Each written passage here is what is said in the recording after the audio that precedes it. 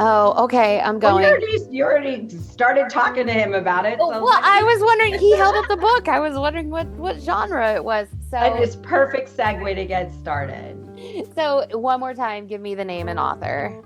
Okay, so this book is Murtaugh. And if you can see, my Yeah. background's kind of eating it. It's Murtaugh by Christopher Paolini, if I pronounced his last name right. The same author that wrote the Aragon series or the Inheritance, known as the Inheritance series. Aragon, Eldest, Cycle. Citizen Geared, and Inheritance itself. And then this book is a spinoff of that series. Takes around the half brother of Aragon, known as Murtaugh. It plugs the holes of who Murtaugh actually is and how he came to be, because in the first book and in the the movie didn't do it justice. They should redo it. But in the book, he just randomly pops in. He's been trailing Aragon for some time, and then just randomly shows up and then tries to attack him. And then when they get captured, he announces himself as Murtaugh, as his half brother. That's where you find him in the first book. So I'll spoil that one because that book's been out for some generation. Oh, yeah. That book's been out for some time. So I'll spoil that one. I won't spoil this book. But this book, it plugs the holes for the rest of the book series. And then after it does the recap of who Murtaugh is, he's on his own quest. And it's really good. Didn't know it. You find out more about who the background of Murtaugh as his interests and his likes and his dislikes, and how he's an actual poet. And you didn't know it. Look at that. Look how that worked out. He's a poet and you didn't know it, and he's actually really good. And then the bond between him and his dragon, because he is also a writer, just like Aragon. I feel like their bond is more. What's a way to say it? More.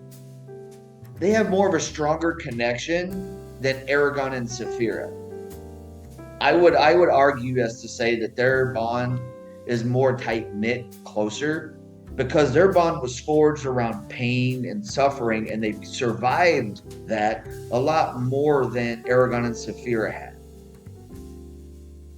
Those of us that have been through a lot of things with people that survived, that had that trauma bond, it's argued by doctors and therapists that bond can arguably be a lot stronger than some other bonds. Though chaotic as it is to forge that, but it paints that node to like a first responder or a militaristic veteran, a militaristic person who's using something to help with their trauma and what they've been through. It kind of hits a note to that, and I'm like, I kind of like that. So I'm not finished it. Oh, I was gonna say, is this a series too? No, this is just one book. This is just one book by standalone? itself. Yeah, this is one book by itself. But if you've read, it helps to read the Inheritance series first before reading Murtaugh, because there's a lot of background information that you won't understand if you didn't read the books. So definitely read the Inheritance series first. Yeah. So who was your favorite character in this? The dragon, Thorn. Was it the human or the dragon? The dragon's definitely my favorite, just because of how much of a smart aleck he is. How he's always talking about how if he could go on a hunt, he could just. If Murtaugh would just bring him with him, the whatever the problem they have to solve or wherever they have to go would be a lot faster if he would just bring the dragon with him. Just, you leave me alone by myself so much. Do you even care about me? Sometimes. I care about you sometimes. But if only if I can eat. And he's like, you can't eat everything. Why not? Everything tastes like bacon. The problem is solved with bacon. Literally his response. I feel like the dragon and I are spirit animals. If you you make that statement, everything can be solved by bacon. Absolutely. So did it hook you right away? It hooks me because I was like, okay. And then right away it draws me into remembering the eldest book. It starts off with starting off there and then tying into where he went, what he did, where he goes, and then goes into his own little quest. And though I love that about it, the one thing I'll say I don't like about this book, the author is very overly descriptive about the settings and the background. So when I find myself losing myself and lost in the details of every single little, like the color of the rock, the color of the crack of the rock as he stepped, it's like, is that really needed pertinent information, or can we just skim over that? And I'm like, I'm gonna skim over it. There's at least, I'd say, about a quarter of this book that I've skimmed over just because it's over descriptive details. Like a few pages about a rock, as opposed to I can get Correct. 3 sentences and move on to the nuts and bolts of the story. Correct. Yeah. So besides that kind of writing style, was there any characters that you didn't like? Or anything, besides the writing style, anything plot-wise that you found frustrating? Frustrating as in I didn't like it, like part of the story, or it was just difficult for me to process? Didn't like it as part of the story. No, actually. I would say no, that there's nothing about the book that's not pleasant or difficult to even process or does not turn into the story, other than the over descriptive nature of the background and the setting of, like, example, he's getting ready to take battle with somebody. I'm not trying to give it away, but he's trying to take battle with somebody, and all of a sudden it's an over descriptive setting of how Murtaugh takes a step and knocks the dust off the numbering rocks, and how Thorn flies in, lands, and then makes the dust fly off the excess dust fly off the shutters, and there's a moth that flies through, and he counts the dots on the moth as he's flying through, like as if something is wafting through. It's just, okay, can we just get to the battle? He landed, he caused dust. Okay, cool, let's get to the battle. How does that compare to the original series? Like, did you find that writing style the same with Aragon? Because I think it's been so long since I've read that I don't even remember. I would say, yeah, from what I remember it being about the same. I had to skim over some of the over descriptive nature just to get to the main point, or to get the story further along. You have to skim over it because it's just over descriptive data that's, I would call that white noise, if that's a way to describe that. Yeah. Well, is there any, besides bacon solves all problems, because I mean that's just a universal truth, is there a theme or a kind of a message that stands out in this book? The message that stood out to me was continue to reassure, because there's a lot of reassurance that goes on between Murtaugh and Thorn. They reassure each other a lot, letting them know that we have each other. We can get through anything if we have each other. So I would say that being the theme of good, wholesome communication and transparent love with the ones you surround yourself with. I like that. I would say that would be the theme in this book. Or love conquers all. You could use that as a overarching theme. So, rate this book on a scale of 0 to 5 stars. Where would you put it? 4 3/4 stars, only because of the over descriptive nature. Almost 5. Okay, so I feel like the over description just excuse me, I was speaking in cursive. Let me try that again. The over descriptiveness while it might have been annoying, it wasn't like a game changer for you. No, I can skim through that and get to the meat and potatoes, as it were. So who would you recommend this book to?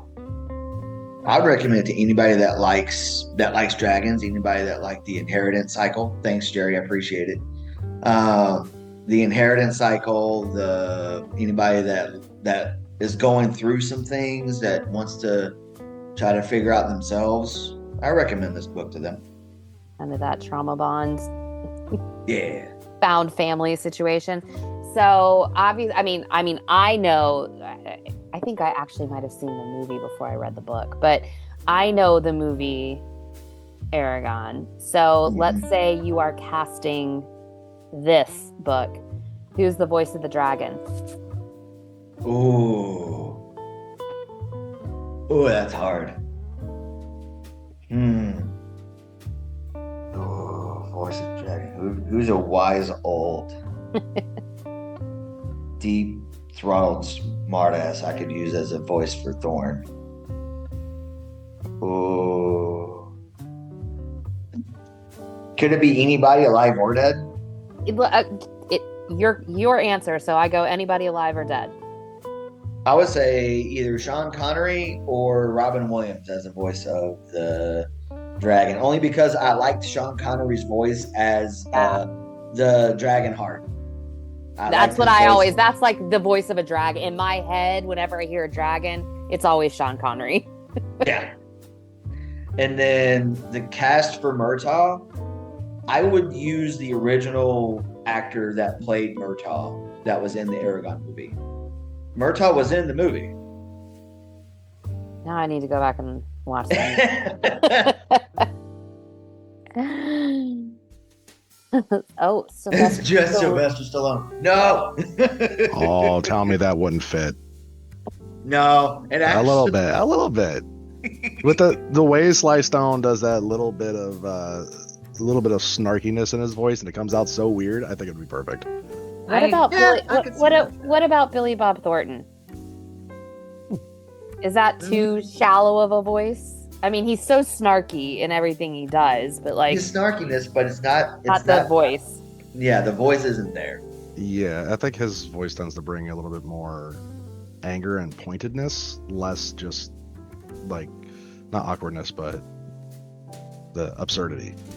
Yeah, I go. That's why I think Sly Stallone would actually be good, because when he tries to act out something like think of him in Guardians of the Galaxies. Yeah. Right. It seemed so weird, but it kind of fit because of how weird it was. It felt alien. It felt different. Yeah, that's valid. Yeah, I can see him being a number 3 based on that. Okay, so tell me this then. Any final thoughts on this book before I ask my last question? No, other than I just got to finish it. I'm on the last 100 pages. It left on a cliffhanger. So then after this, tell us what's next. What's up next on your reading journey? I actually don't have anything up next on my reading journey. Wait, yes, we do. Me and my wife are actually going to reread. She wants to read the Inheritance Cycle series, and then either so we're going to reread that, and then we got some Greek mythology books that we got from before we left Arizona. So we're gonna read through those, and then I'll go grab them before the show ends, and I'll show what we're gonna be reading next. Brilliant. Thank you. Mm-hmm. All right. What's next, Casey? I just have a couple questions, even though I put it in the chat and people will see this, but there are more than 4 books in the series, and Jerry answered that question. So is this book a recommendation to Chris by Jerry? Say again? No? So was this book, no, so you didn't recommend this book. Then what is this weird relationship between the two of you about dragons? Because Chris Dragons are objectively awesome. Okay. Yes. All people love them. But Yes. Chris goes, thanks, Jerry, after he's like, the dragons, and thanks, Jerry. Like, why? Why thanks, Oh. Jerry? Because I Oh, corrected. because he put it in the chat. Oh, I didn't read that part. Sorry. He put it in the chat. I saw it pop up. I'm like, yeah. Okay, I just wanted to make sure that I am out of control, Rachel. I'm already out of control. Because I'll add this. I would actually say I would not recommend these books to a lot of people. I actually find them very rough, and I never made it through the second book. Can you? Why would? Yeah, can we you need. explain rough. Exact same reason Chris was saying. Just the Okay. overabundance of descriptiveness that served no purpose. It's like, Chekhov's revolver. If you're going to talk about something, make it matter. And he doesn't. And it was just so boring. And I loved the first book. I devoured that thing. And I'm not a quick reader, and I read the entire book in less than a week. Yeah, it's And yeah, and then I don't know what happened. Maybe because he got a lot of flack because it was his first book, and his parents owned Paolini Publishing. Yeah. So kind Nepo of baby. a little Nepo baby in there, and he got a lot of flack for that. It was like, yeah, it was okay. It wasn't like amazing. There's a lot of other good authors that deserve a chance. Why are you doing Nepo? So I think he changed up his style a little bit. He really doubled down on trying to I want to be the next Tolkien or George R.R. Martin and describe everything from everywhere. And it's just, it showed me And die before you finish your series? No, thank you. Right? Not that Martin's there, but we're clearly on our way there. He gave up. He's given up at this point. 100%. But yeah, I think it showed me just his sophomore book. He tried to be a little bit more like classic authorship, and it showed that maybe he didn't really get it. I mean, don't get me wrong. I mean, it was fine grammatically, and yeah, descriptions were colorful and stuff, but what does it matter? I don't need to know everything about this damn piece of rocks, like you said. Because literally, they were describing leaving a cave and describing every little path and every stick and twig along the leaving this thing, where they just had this grand battle, and they barely even discuss any of the fallout. So I got 3 chapters in, it's like, nope. 3 chapters of describing twigs and rocks and no fallout, no world building. It's like, we're done. Yeah, exactly. Close it. So that's just my opinion. It's good to have opinions. That's why we have this little book club, and it's nice to see everybody is participating and enjoying themselves. So let's throw a little holiday twist in there. Chris, a character from the book you just talked about that you wanted to invite to your holiday party, and why it would end in disaster. I would invite. It's actually the part of the book I'm at now. I would bring Uvek, who's an Urgal, one of the race of dissidents in one of the races one of the races within Alagasia that was used for either neither good nor bad. They're a race on their own, and they primarily are seen as the Neanderthal barbaric type of race that does more that thinks they can solve their problem from smashing a club into it. Most used in the initial book series of the Inheritance Cycle as bounty hunters and as cannon fodder for Gallivertorix. Well, they ended up getting, when Gallivertorix, we'll just say he went away. We're not going to go into details of what happened, but they ended up getting their own banner flag for their own race, so they can do their own thing without having to be governed by somebody else. So they got their freedom, essentially. But the Dragon Riders and the Urgals do not get along at all, historically. For time in the book series, they did not get along. So I would bring the Uvek, Thorn, Murtaugh, Aragon, and Saphira just to see how that would play out and just watch. I would have my popcorn and just watch and see who throws the first punch. At a Christmas party. Yes, at a Christmas party. Just to ensue chaos. I love a good Christmas chaos. I do have one question. Is Brahm in the book? He's in the in the first book, but is he in the first Murtaugh? book? He's in the first one. He's in part of the second, and then he's mentioned throughout as a memory. Yeah, but the character is not actually in Murtaugh. Correct. Yeah, Murtaugh. Yeah, Brahma's not in this. Sadness. Yeah, I know. I was looking for that reference, but remember, this isn't Aragon. This is his half. This is Murtaugh. By the way, that was a spoiler. Good job. Damn it. Danny, I hope you're ready. We're going over to you, girl. Yep, I'm ready. Been taking some notes. You're taking It's notes. getting serious. It's getting Because serious. it's going over this book, the one that I've been talking about for a few months, that I had finally got through. A Tale of Mirth and Mirth Magic. and Magic, yes. Oh my! And who's the author again? Kristen Vale. And hold on, I gotta write this down. A Tale of. Can you show the cover again? Yeah. Yep. It's so ooh la la. This had been that book that I had mentioned, that the hubby had seen and picked out for me.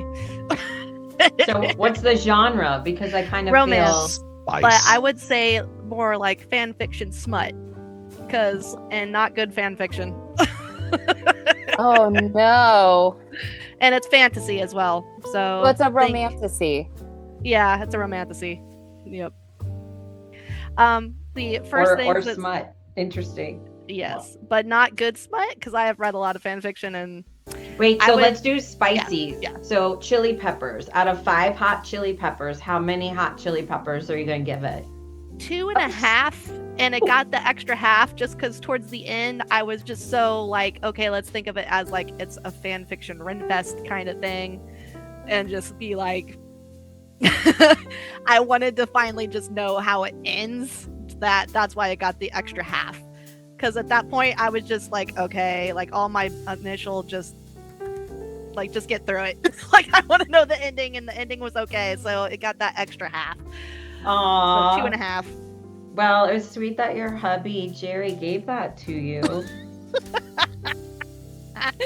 I don't know if he knew what he was handing you, but He I doesn't hope have that a good track record with fan fiction stories either.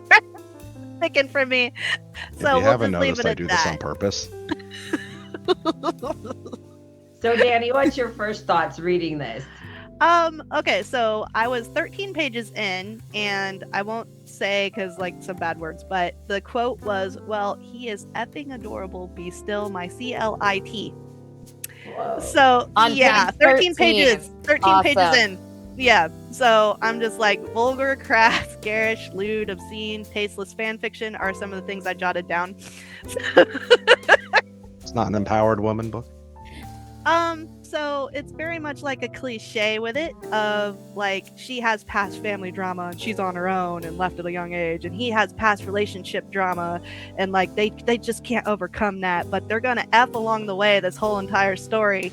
But then he falls for her and he's not gonna let that happen, but of course it does. And like, yeah, and it's just smut and lewd and just, yeah, it's Hold on, I have Look. to run over real quick to Goodreads to see what Goodreads gave this, because There I were- need a comparison. there were some good characters in there that I liked that were not the main characters. So at least there was that, and that's actually why that got that extra half bump too. That along the story they stopped at this inn, and there were a half elf and a dragonborn couple, and they were both like the half elf, he loved to cook and was like loved gossip, and the dragonborn, he was like he was the one that like ran the inn and stuff, and they just like an old married couple. They were awesome. I would have actually preferred to know more about their story and their background more than the characters. But yeah, so there was that. Wow, I can't even get to Goodreads to read about it. It must be so spicy it won't let me go. Hold on. I'll pull it up on my phone. You keep asking questions. I'm going to, because I'm just kind of like, whoa. All right, so there's a lot she just unpacked. So, I mean, did the book hook you right away, and how did it hook you? Because If you mean it hooked me in the way of like shockingly lewd. That, yes, and like a train wreck, yes. But as far as like in a, oh, that's an awesome story, I want to keep reading more because it's so awesome. No, it was more like I need to read this train wreck. It's like watching an episode of Maury. All right. Gosh. I feel like I need a drink. What are you drinking right now, Danny? was- Because I see that you have a coffee Coffee. mug over there. Okay. Just black coffee. It has 3.5 stars on Goodreads. Wow, that's one more than Danny gave it. 822 ratings. 822 people read that. Yeah. Like, and I feel 300 bad giving it a 2.5, but it is just pure lewd smut. Like, yeah. And I usually love smut, but I like a little more like plot with my smut. And it had plot, but it was just My. like it just. If you So- don't, so it was like they just were at it right away, even though like it didn't really make sense that they should be, and like. It starts out with her, this guy gets a little too handsy with her at the market, so she breaks his wrist, and he steps in, and the half giant, the main character, steps in and stuff, and to come help her, and she's like offended because she doesn't need help from a man, but then she's like staring at him and wants to jump his bones, and is very quickly after that. So it's just like it's very conflicting. Like it doesn't have lead That's up. how it's just herpers at are it. given. Yeah, so it's like he's trying to help her and she's like all offended because I don't need help, but like secretly she wants help. And it's just like it's so So conflicting. Tell us about the writing style. I mean, did they have any finesse in the sexual situation? No. Okay. No, it was I don't know how to word that nicely. It was just at it. Like So is this like soft porn or hard porn? I would say hard. This is Wow. definitely if I was reading it on fanfiction.net or something like that, it would be NC-17.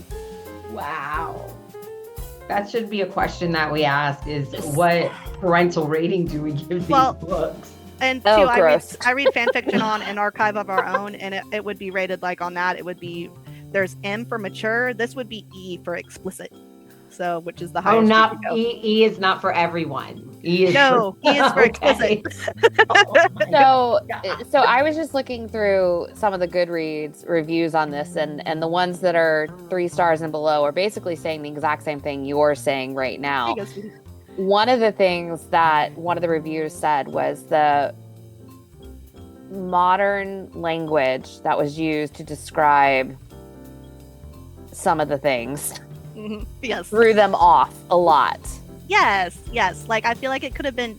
It would have still been. I think it would have been a much better story if it was more tastefully written. If that makes sense. Like Yeah. you could still have the same story, but have it tone down the vulgar just a bit. Like yeah. Well, in the chat right now, they're all wondering, was the word moist utilized and how many times was it? I don't know. I don't recall seeing that word. That's a word. Chris says he skips over descriptions. I skip over that word. Like, no, we're done. We're out. It should be on the was a lot spine of the book. of, Moist. It should be no. It needs to be a trigger warning in the front. Like, if Yes. you're gonna put all these Yes. trigger warnings in the front, this word uses moist 15 times. there was a lot of food play. We'll go with that wording. And it, a lot of stuff with food play. Did you have a And favorite? honey. Do you have a favorite character? Wait, I don't even know if I should ask if you have a favorite character because I was like, do you have a favorite food? But I did have a favorite character, which were the innkeepers, and then also there was a dwarf named Meryl. She sort of was like a gruff, like she's the one that comes in and actually turns them in, because they have one. There's a wanted poster out for them and a bounty essentially. So she comes and because she's like law abiding and trying to help. So the guy who originally got his wrist broken, spoilers. So he is Yeah, a because I'm gonna younger read this son. one now. Okay, he's like the younger son of an important family, and he has like an inferiority complex, so he can't let it go that she turned him down at the beginning of the book. So that's the whole like basis of the book. He puts out a wanted bounty on both of them because the half giant had helped her and blah blah blah and broke his other wrist accidentally. But yeah, so it's like so the whole story like they're being chased by that person, and so Meryl is one of the bounty hunters that comes after him. And but she's cool. I won't give, if you're gonna read it, I won't give you a spoiler because there's a big spoiler twist with her. But Why do you like the But, innkeepers? the What's it innkeepers about were them? just fun. They were so fun. So like he loves to cook and makes these awesome lemon cakes, and they're like sassy, and like they're trying to hook them up, like because originally Bara, the half giant, is like, we need separate rooms, and it's like everyone can see they don't need separate rooms. They've already been at it. They don't need separate rooms up to this point. They've already, like, he's tasted a lot of things. We'll go with that up to that point. I am not a piece of meat, madam. I need my own room.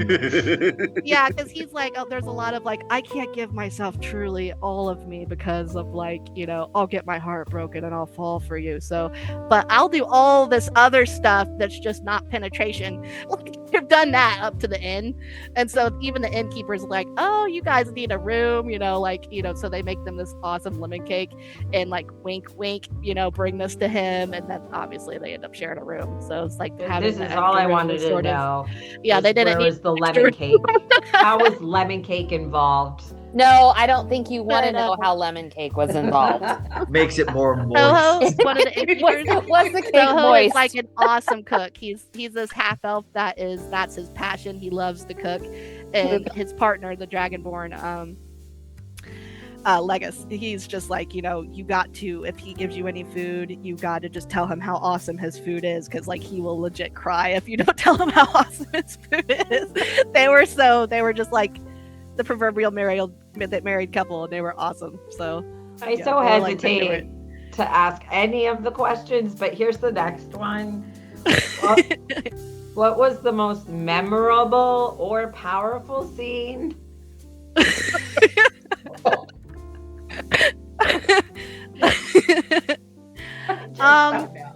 Okay, so he is apparently like 7 foot tall. She's 6 foot tall, even though you can't really tell that from the picture. She looks like a short queen, but she's not, because she says she's 6 foot. And so he has this horse that is like 3 times the size of a normal horse, and she has qualms about getting up on this horse and is like, Wait, oh, is he's this gonna a run off. metaphor? Is No, this a it's a metaphor? real horse. It's like Okay. a gigantic freaking horse. But she ends up, you know, he has to feed him sugar cubes to get the bribe her up on this horse. And then, of course, like, she falls off and like into his arms, and then that becomes a thing. So that was a fun scene. But it was still like cliche. But yeah.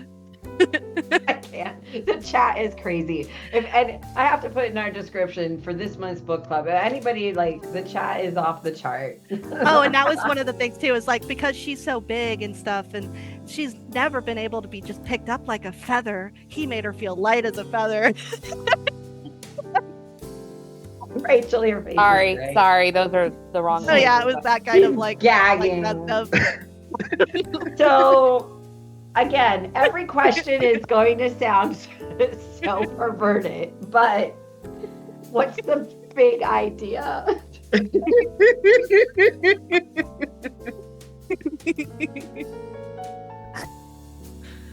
What's the main theme of this book? Mainly that she has a hidden secret power inside herself, and she learns to trust people. I'm sorry, And the metaphors are everywhere. I can't. And he has to learn to trust people not to hurt him in a relationship. That's from his side. Look, you That's gave the it. main theme. You gave it 2.5 stars. It was a gift from your husband, and so far, this is the gift that keeps on giving this season. Oh my gosh! It was definitely an interesting read, but I feel like I've read better fan fiction. Well, like I said, there was a story of why I got this book for her. I think you should do that now. Tell us that now, and then So we'll go back into the questions. Watching YouTube, I just came across a popular trend in spicy novels, especially romantasy, and especially one of the top sellers was a disgusting kind of book called The Milking Maid. No. And when we're not going there. But when I looked it up on Amazon, it came up like other books you might like, and Mirth and Magic was in there. And I kind of read the description, and yeah, it was descriptive. So we're in Barnes & Noble walking around, and it is on an end cap in the young adult section. What? No, it's not young adult. Yeah, this is it's not not- young adult. This Yeah. was in the YA section. On an end cap Oh, to the God, that's YA worse. section. Yeah. I didn't know that. That's even worse. Uh-huh. Which is why I pointed it out to her, because she just got that, what was it, Legends and Lattes book that you liked? Oh, Yeah. So gosh. it was on the same shelf as that. This should Wow. not be in young adults. No. They just saw, oh look, it's kind of similar. It looks like a romantasy. Okay, No. whatever. Just put We're that gonna in have there. to let us know how Legend and Lattes compares to this, because that one's on my to-read list. 100 times better. Wow, wow, wow. Did you have anything that you disliked or found frustrating, or any characters you just were like, gaga? It's harsh to say that about the main characters, but like I would have actually rather known more about the bounty hunter and the innkeeper's stories more so than like the main characters just needed to be like there was potential there, but I feel like they definitely could have been written better. That's And- never yeah. that's never a good sign when the side characters are the ones you want to know more about. Yeah. Did this book make you think differently about anything else in the world? It made me feel better about my own writing. That's a good thing. Okay, positive. She gave me a lot of crap about, like, oh, this is the kind of crap you want to read? To me, too. So maybe changed her opinions on my taste in books, but Yeah, you'll just read more that, but not solidified, Phantom like- of the Opera. Okay. So it's solidified with just that he doesn't know how to pick out books for me as well. What I was thinking with that, just like he didn't know how to pick out fan fiction when we first started dating. For So- me, Do you think that this cover is an accurate representation of what someone's going to find inside this book? I no, didn't realize giants not were really. purple. No. Giants are purple? On the book cover, they Yeah. are. On the book Okay, hold on. I got to see it again. they 'Cause can be. That's based off of Frost Giants. cover keeps It's going in and out. There we go. all these like romantasy stuffs Oh, are okay, based thank off you. of like a modern version of D&D. Yeah, she style looks like a storytelling. hobbit on the cover, Yeah. but she's not. She's an elf, and she says in the like first chapter that she's 6 foot. She's a and 6 he's foot 7 elf. foot. What I world thought are she we was living a in? thick And look how goblin. much taller he looks to her. If he's 7 foot and she's 6 foot, like that, it's off, like proportion. So, what would you think? Because you're also an artist, how would you redesign this book cover? What came to mind first was not nice. Now that I've read it, probably her legs up in the air and him between them. But you know, Not a and lemon cake? honey dripping from trees, and little things of tea and lemon cake. A big piece of lemon cake somewhere on it Oh my gosh, guys, and I'm not joking. with frosting. And Andrew's gonna tell you that I'm ready to bake a lemon cake tonight. I've got the recipe out and all the ingredients. Gotta I'm make not sure you glaze that kidding. lemon cake. Oh my God. I just can't. Oh my goodness. So do you recommend this book? Why or why not? If you want a good an interesting laugh kind of read, yeah. He snorted. But if you're just looking for right at it, kind of just you want smut and that's what you want, yeah. And it's gonna be quick and it's gonna be lewd real quick. So, but if you want more like plot and depth, no. Now, I hesitate to ask if this would be something you would cast as a movie or TV show, because I think this is Skinamax After Dark. No. So the thing, what I was actually thinking of just now with the lemon glazed lemon buns was Jerry could actually, he might know where I'm going with this. You know that gamer poop that you showed me before, where the elf created the? That's what I you like can to explain it. glaze sweet rolls.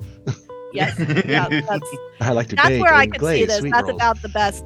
Like I could see this getting is that kind of animation style. It just sounds like a meme. Is this like a meme? It's like raining Yeah, tacos. if anybody on wants to look it YouTube? up, you could look up Gamer Poop Skyrim #5. Oh dear.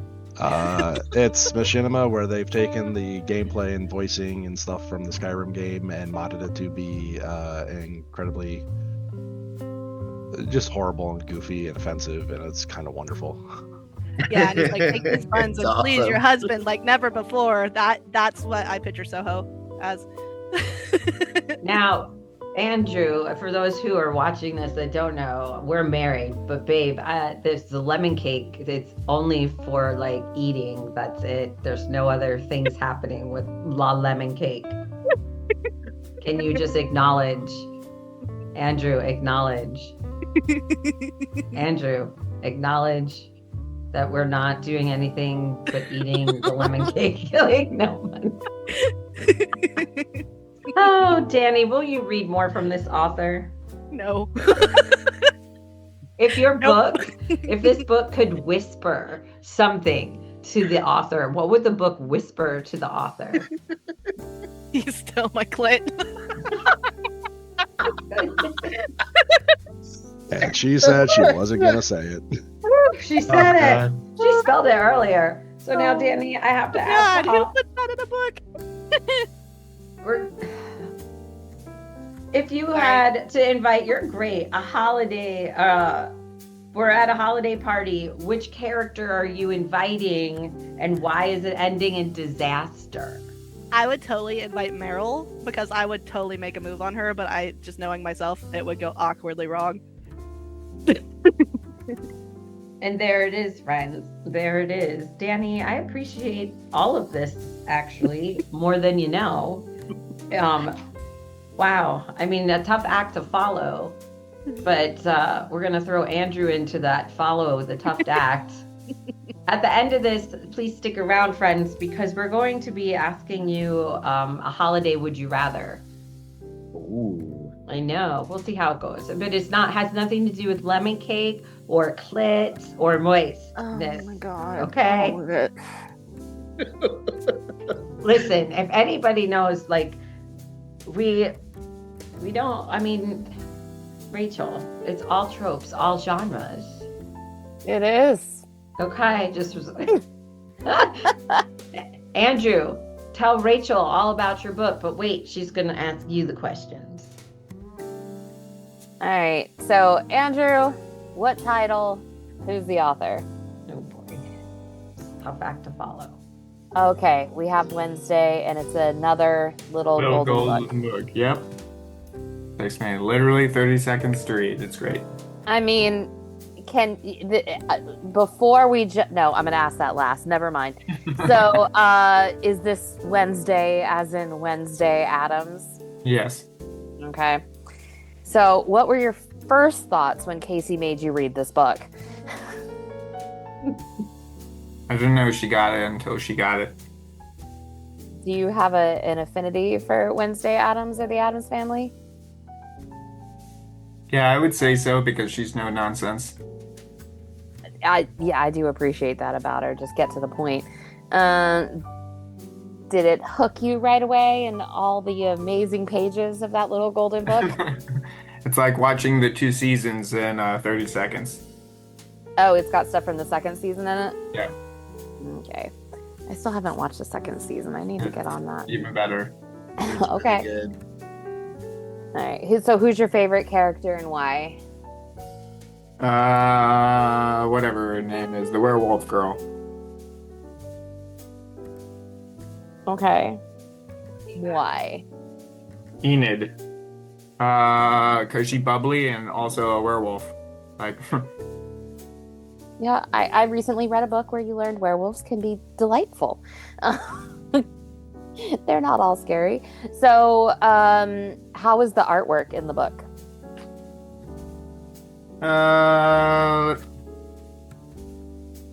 Like, did it follow the same as... Sorry, go ahead. illustrative. Okay. Did it follow kind of a similar aesthetic to the show? Yeah. Oh, I love that dress. Yes. Any characters you disliked or found frustrating? I don't like whatever that black lady is. Bianca, I think, because she's a siren. She uses her powers not in the correct way sometimes. So, were there any themes or big ideas in the book? No, it's just based on the show. All right. Was there anything you'd change or add? There was no alcohol. Oh, we gotta have alcohol. So I believe, and correct me if I'm wrong, Andrew, the last time you presented a book to book club, it was Keanu Reeves, Yes. and that was also a little golden book. Yes. All right. So can we compare the two little golden books, artistic wise? Same art style, but Keanu Reeves would probably put Wednesday's head on a pike along with Enid's. Since he's Okay. a hunter. All right. So which one, just based on writing and art, would you say was a better little golden book? Keanu Reeves. Was that because it was Keanu Reeves? No, it's because he likes whiskey and he carries guns. Oh, okay. And Wednesday's just not there yet. I understand. No. She's not old enough. She still does. She has weapons. Yeah, she may be what they call him in John Wick. I gotta remember the name. It means like boogeyman in Romanian. Baba Yaga. Yeah, that's Baba it. Yaga. Yeah, Baba Yaga. I just want to say Baba Yaga too. Baba Yaga. So if you had to request another book for the lovely Casey to purchase, let me try that again. Another little golden book. for It's already Casey. she already got it. Oh, she's already got it? What is the next one? Harrison Ford. Okay, can I just ask? I don't know if it's there or if you've even looked at it, because I want you to be able to talk. Okay, so this is not just like Indiana Jones, Harrison Ford. This is the life of Harrison Ford. Yep. Brilliant. Don't go into any more depth. I want you to be able to talk about it in January. I'm just saying. We have to continue the trend of a little golden book every month. It just makes me feel good. So I'll steal Casey's question. So if you had to invite a character from Wednesday to a Christmas holiday party, who would you invite and why? Probably Enid. Because she's more entertaining. Wednesday we just sit in a corner. And mean mug everybody? Not that I wouldn't like bug her. Because I like to bug people that sit by themselves for whatever that reason is. As if she even showed up. If she shows up, she's got a motive. Yep. Mm-hmm. That's There's- one of the. Somebody is there. She needs some sort of information. Yeah, she's not there just to go to a party. Oh yeah. Anything specifically memorable in this particular little golden book? No, it was very fast 30 seconds. I noticed, yeah. All right, does anybody, I'm out of questions for the little golden book. Does anybody have any follow-up questions for the amazing little golden book Wednesday? I think we should all go through and just say, is it goth or emo for our preferences? Okay. I prefer goth, so I like Wednesday. It's goth, not emo. Yeah. It's goth. Enid is definitely emo. Oh yeah. That's what I'm saying. Enid or Wednesday. I'm gonna go emo. Oh wow, me too. But I think that's the Gen Xers. I mean, I like Wednesdays, like Andrew said, like no nonsense. Like, I got stuff to do, get out of my way. I don't have time for you. I get in that mode, but I'm more of a emo Enid for sure. Well, I'm more of, I think, a Wednesday, but I want to be an Enid. Enid's not emo, because emo relates to people that are emotionally depressed. Enid is one of the pop culture, like, She is emotionally depressed because she's a werewolf that has all these like issues coming up. She's got lots of issues because she's going to be an alpha and she can't deal. emos are a category of goths that want to be goth, but they're not emotionally stable to be goth. Was Tyler the Hyde in it? It's like one of my favorite characters. She's dying to know over there. She's like, I'm only going to read this book if Tyler the Hyde is in it. I have to go back through it. Oh gosh, hurry up. We only got 30 seconds now. The fact that the Little Golden Book made these books and continued going with all the pop culture is awesome. It's fantastic. I mean, talk about reinventing yourself and knowing, like, hey, I lost an audience. I need to get an audience. Right? Yeah. It's absolutely correct. You're very correct. I do have one in the cart of the Amazon, and it's called Back to the 80s. So, and that one's not for Andrew because he didn't live that time period. So It's sort of disturbing me though, because I I keep lived thinking a like year of Wednesday it. is very much a young adult genre. So is my book. Could it be a Little Golden Book? I have so, like, literally it's in my head that was in the YA. I cannot like, I want to go find whoever put that there and go, my friend. No. all I can think is I still have to make lemon cake tonight. And I'm only doing that recipe because the yogurt is supposed to expire tomorrow.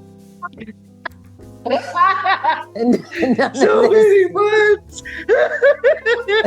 like I said, it has so much undertone. This whole thing, I can't. Oh. And Danny says, I don't know how to pick a book. My. Well, Jerry, you're up, friend. And I think Rachel and I will ask these questions to you back and forth.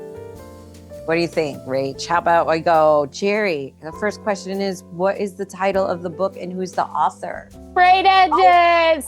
Sorry. Bob. It is Dennis E. Taylor, We Are Legion. And thank you, Blur, for ruining everything. What if I get rid of close of it? Hello? We Are Legion, We Are Bob. Yeah, there we go. Yep, We Are Bob. Whoa. So is this sci-fi? It is. Okay. Oh my goodness. But it's not the same level of sci-fi as you would think. It's more like futurism, but definitely sci-fi. I would more akin the style if you took sci-fi written by Andy Weir. I love Andy Weir. Love Just Andy recent- Weir. So you read this as a physical book. This was not an audio. I did both, actually. It was so good I read it. I read the book after listening to the audio. Which did you like better? Because now I'm intrigued. They're both really good. I don't have a favorite. Okay. Because I listened to the audiobook first, and then when I reread the book, I was just hearing the narrator's voice the entire time. Because it's written in first person. So it's written in the voice of Bob. And so I was hearing Bob's voice the entire time. So it kind of helped each other out. But there's some presentation in the book I actually like a little better that you don't get in the audio book, like just some decor choices. Like I really like the thank you, Blur. I gotta get right up on it. There we go. Like you get this little like PCB printing decoration on like the chapter things. The presentation in the book, the way it's formatted, definitely gives it a more sci-fi techie kind of feel, which you don't get in the audiobook. So, but as far as one over the other, nah, either. Can you give kind of a quick spoiler-free 30-second what this book is about? So the main character, Bob, dies. That's not a spoiler. That's literally the third page of the book. Right. And he had just signed up for a program where they literally, I don't know if anybody's seen the movie Upload, or the TV show Upload. TV kind of shows, yeah. Kind of same premise where they're, instead of uploading his consciousness into a machine, they're taking his brain out and freezing it. But then his brain is actually digitized. So it kind of ends up, he becomes a digital construct of the original Bob. And the whole purpose of this is like several hundred years after, they're using his consciousness to put into a Van Neumann probe, which is a self-replicating exploration probe that you send out. It takes resources from the general area where it's arrived, recreates many more of itself, and then sends those out in a kind of like viral type of exploration pattern, which was really cool that they mentioned. I was already aware of what it was, and then they mentioned it in the book. So if you're a fan of like space exploration, kind of techie, spacey kind of stuff, you're gonna catch a lot of the same terminology and stuff in here that you're already gonna be aware of. So it's not gonna seem so far-fetched. But yeah, it's basically just, it's the story of Bob being a Van Neumann probe, going out into the universe and making more Bobs, as they literally call them. They call them the Bobs. And yeah, each one takes their own name and has a little bit of a personality shift. Wow. And So it's like Peanut Hamper meets Mickey 17. kind of. If I knew what either of those were. Is it kind of like, so they go out kind of like replicators, creating more Bobs? In a sense? Not necessarily replication, but it's more just like, because he is digital, he can basically just make a backup and then upload that backup into a new physical construct, and then that becomes another Bob. Huh. But then only Bob Prime gets to keep the name Bob. Everyone else has to pick another name. And it's kind of interesting watching how the Bobs interact with each other, because they know everything, obviously, up to the point where the backup of whatever their line was. So specifically, there's one Bob that decides to take on the name Riker from Star Trek. Yeah. A lot of nerdy references in this book. Wow. Wait, why'd and- you pick up the book? What inspired this?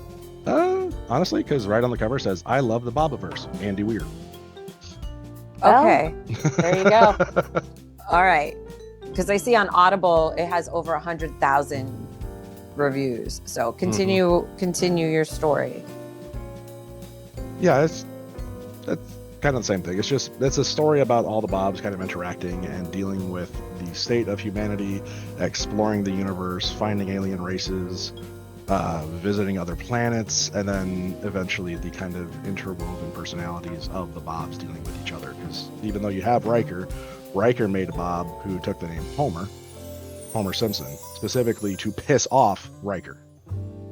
So he's literally trying to piss himself off. And Holy pop culture. yeah, oh yeah, it really leans on all of that. Yeah, so it's a very interesting book. I don't really know how else to describe it besides that, because it really doesn't have a distinct focus.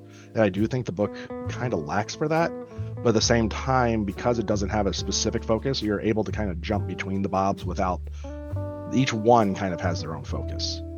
And it does jump around. Like you have Bob who wants to just get his initial kind of deal done, and he is fighting other probes who are looking for a place to basically extradite humanity from Earth because it's going to die. And so he does actually kind of have to like create a military style kind of deal there. So it's interesting seeing how each of the Bobs kind of have their own arc and their own focus and how they kind of intertwine. But overall, the book itself doesn't really have a focus, if that makes any sense. Collectively, the book does not have a focus. All right, so I'm going to hope, as I'm looking, that there are 5 in the Bobiverse series, that based on the titles, that they do wind up focusing, because it goes into For We Are Many, all these worlds. You don't think it's going to? Have you read any of these other books yet? I just finished book 4. Oh, all right. So you're already like knee deep in this. Mhm. This is exciting. So, And I will say this: if you're going in just to read one book and hoping for closure, you're not going to get it. This book just hard stops. Oh. So That's interesting. I know I have all these other questions about. All right. So take it back to when you first started reading this book. Mhm. What did you start think? What were your first thoughts? I couldn't help get the upload scenario out of my head because that's really what it laid into. The first several chapters are just him. Like he dies in the first chapter. He gets hit by a bus. or something. He gets nailed by a car in like early 2000s in Las Vegas after just signing up to get his brain frozen when he dies. So he literally signs up and dies a second later. Tell me that's not that's not some cosmic luck. And then he wakes up several thousand years later being digitized, and then having to kind of learn how to function, how to understand what the world is, because the world's completely changed. It kind of becomes a dystopian kind of deal. And so the first several things are just him dealing with becoming a construct, and then he actually gets launched. And that's when the real story of it takes place. So when I first started, how far into the book would you say the real, like, quote unquote story takes place? Probably around chapter 5 or 6. Okay. It's not too far, but it's definitely like a different chunk. It's kind of like watching Full Metal Jacket. Like the first half of the movie and the second half of the movie are two different movies. The first part of that book is completely different from the rest of it, but it is necessary to set it up and how he gets sent out. Were there any characters, any of the Bobs, that you really disliked or were frustrated by? Not really, and I'll say this too, because in the early portion, there's a lot less personality drift, and the author did do a good job kind of keeping that. They're very distinct, just embellishments of a single personality trait from the original Bob, and it shows. Like one doesn't want. Sorry? In my head, I'm envisioning like Clone Wars. Multiplicity. You ever see that movie? Yeah. Yes. That would Michael be a Keaton. good one. Yeah, that would be a good one to kind of think of Okay. too. How you had the main one, then his first clone, and then his derpy third clone. Right. It's you're kind of getting that with that kind of like drift, like copy of a copy kind of deal. Yeah. Really laid into that. I will say this: by the fourth book, we're talking there's thousands of Bobs. You're no longer talking about individual Bobs. You're talking about collectives of Bobs. They have now about an entirely new civilization. Yeah, digital AI civilization, and I don't want to get into too many spoilers for later down the other books, but yeah, at that point you're talking about completely like created different sects of Bobs. Kind of like Mass Effect with the Legion. No, because that was a hive mind. This isn't a hive mind. Okay, These are individual constructs. that's great. Okay. So this is a ironic question, is Bob unique? No, he's an every guy. No, I mean, like, are there any other, like, is there a Jerry? Other constructs. Yeah, is there or is Bob, like, the idea of Bob, is that unique? So in the early stages of the books, you find that a lot of these other brains that were frozen were also digitized, but the one group that Bob is being sent out into space for, he's the only one to survive a selection process. They were only selecting one, which kind of gruesome. They kind of just turn off and delete the others, mostly because they go insane. Okay. It's kind of dark when you think about it. But there are other nations who are trying to do the same thing with the Van Neumann probes, who are doing the same thing with other digitized brains and stuff like that. And that does come into play. Like he gets into an actual war with essentially a Brazilian probe called the Menderos. There's so much of this that just sounds so like Andy Weir. Yeah, it really, and even the writing style, how it's kind of technical. It's very approachable in the way that the speaking voice is, and then on top of it, the technical terms and stuff like that. It will really lay into some stats. Like it'll tell you some hard stats about like how fast this thing is going. So it's very much in the same style of Andy Weir. And I think that's one of the main reasons I flipped to that, because it became like one of those, like, if you like Andy Weir, read this one. So I definitely would suggest that. So is there a memorable or powerful scene?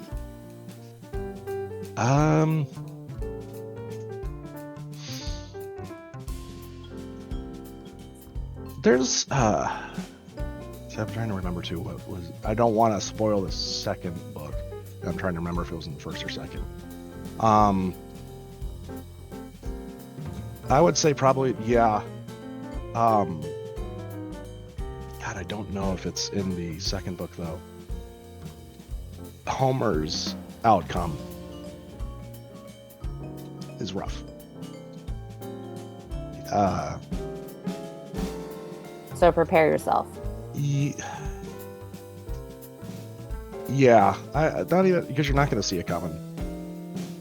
But maybe now that I've mentioned it, but yeah, I will say Homer had a really rough existentialistic crisis, and it came out of nowhere. So that one sucked. Did the book make you think about anything differently? It was interesting thinking about, because it does kind of broach subjects of like immortality through replication, as well as the existentialistic idealism between like, are you Bob? Because technically Bob isn't Bob. Bob was the brain. He's a digital copy of that brain. So even the original Bob, he's dead. Who are you? And it's kind of the same crisis I kind of have when I think about transporters in Star Trek, because it literally breaks you down and then sends your pattern Yeah. across. So you're not the same person. You're just the person that's continuing on from the exact same moment of the other one's destruction. And they did broach that. I know Danny's gonna bitch at me for this one, but they did broach that where they remade the original that was being sent to Riker. So it's kind of that same thing, and they play into that a little bit because they literally will give you some of the initial like boot up states of some of the Bobs as they're coming on, and they literally say like, okay, I'm booted up. I just turned myself down. Hold on, let me check oh shit, my serial number says I'm the new one. Fuck. Guess I gotta pick a new name. So it kind of comes into that where you like the identity is kind of a thing with that, and it really does. The personality shifts play into that a lot too, because you see things like Homer purposely choosing Homer even though the original Bob hated the Simpsons, just to take the piss out of Riker, because Riker he thought was too stuck up. It's like, original Bob was never the stuck up. You're too stuck up. I gotta take the piss out of you. So he purposely chose Homer to take the piss out of him, to calm him down a bit. So it's kind of fun seeing that interplay, like, your own worst enemy. Well, in this case, he knows everything about you. There's a lot to take in, actually. It sounds like it's a ton. So how does this book compare to other authors of the same genre? Have you read or listened to any Andy Weir? Oh, Martian is one of my favorite books. Okay. It's very similar. I mean, obviously it's different in the way the mannerisms of the storytelling, but the approachability of it, the voice of it, it's easy to understand, but still adds in some techie stuff for some people to really chew into if you're an engineer or a mechanic into mechanics and stuff like that. And I think that's one thing that makes people avoid science fiction is it's going to hurt my brain, and I just want to read and enjoy. And I think that's what drew me to Andy Weir, The Martian and Project Hail Mary. Yeah. I love science fiction, but I don't love reading it. And I loved both of those books. Yeah, it's not just technobabble either. Yeah. It's They not are like when making you're that reading a movie. Oh, yes, I know. It comes out in March with Ryan Gosling. I cannot wait to see how they do Rocky. I am so Sorry, excited. I don't know if y'all knew that or not, but I saw that as a preview. I was like, oh, okay. Yeah. But yeah, so it's very much the same style. Like, that's going to mention a lot of the statistics, but if that is something that numbs your brain, it's kind of good that they will list the statistics and then just move on. You'll just know, oh, he said the stat, he said it in a way that makes it seem like a really big number. Okay, I know it's a really big number, and move on. It doesn't really sit there and drone on you or expect you to do like physics homework. So very much the same way Andy Weir does. Yeah. The cover art, which obviously the book with the sprayed edges is stunning, and you showed us the inside of the book. Do you like what's on the cover? Yeah, because that's Bob. That is Bob. Okay. That is Bob. That's the Van Neumann probe that he sent on. It's called the Heaven 1. Okay, because to me, I was like, oh, it's a space station. But that's actually a probe. No, and it's Bob. a probe. Yep, that's Okay. Bob. That's Bob being sent out. Wow, Bob, you gotta go. And what's really Doing messed up, things. that planet behind it, Yeah. that's Earth. That little dirty brown ball, that's Earth. That we're on fire. That's on Yep, fire. Pretty much. Yeah, there's a whole point to that. So the cover is giving you a little bit to say, come in, find out why Earth is on fire. Oh, I'm interested. I'm in the middle of a sci-fi on my audio, but I might jump. To this one. I would finish your first one because, like I said, if you're not going to be taking the whole series in at the same time, it's going to be a little rough because, like I said, this one doesn't have an ending. It doesn't have closure. It doesn't have a point to the overarching story outside of just humans dumb trying to survive and exploration. I mean, again, even that's muddled. There's no like overarching, this is the purpose of the story or book, like, you know, everyone says you have to have. But if you're not absorbing all the books one after another, you're going to have these like shunted parts of a story. And it's almost going to feel like you're going to have to go back and reread sections, which they're all labeled as to which one you're dealing with. And since each one kind of has their own arc, it's kind of easy to do. Like you only have to read maybe a fourth of the book to get all of one Bob's background story. But I definitely suggest reading them straight through.